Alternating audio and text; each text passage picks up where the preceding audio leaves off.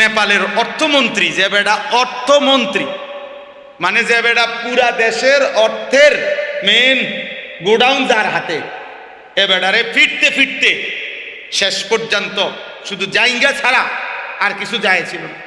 এই অবস্থায় ফিরতে ফিরতে নিচে গাঁতাত ফালাইছে। ওইখানে আবার ইট মারতে মারতে এরপরে ওই মারা গেছে।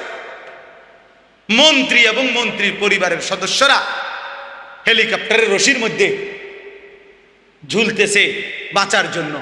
সারা পৃথিবী দেখে নাই। এটা কত 300 বছর আগের ঘটনা না 30 দিন আগের ঘটনা? এক সপ্তাহ হয়েছে। কি দোস্ত,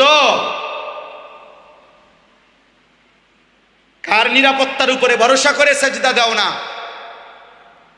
তোমার কোন আব্বা তোমারে বাঁচাবে? আল্লাহকে সেজদা দাও না নাফরমান। এই বেনামাজি, এখানে যারা আছো বেহায়া, ওই কপাল তো মানুষের কপাল না।